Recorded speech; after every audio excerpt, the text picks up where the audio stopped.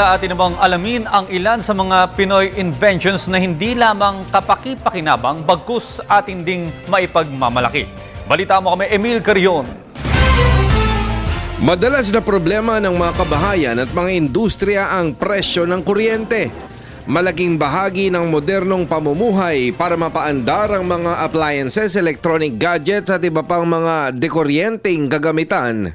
Pero dahil gamit ang mga natural resources sa produksyon ng kuryente, ay palagi itong nagbabago ng presyo.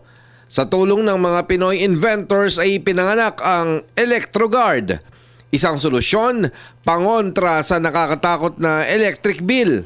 Makakatulong sa inyo sa pang-araw-araw ninyong gamit. At ito po ay malaki po ang matitipid ninyo.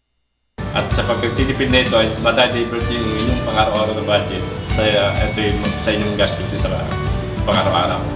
Ito po ay likhang Pinoy, produktong Pinoy. Sa anumang larangan ay may solusyon. Importante lang ang pagiging masikap at matyaga sa paghahanap ng lunas.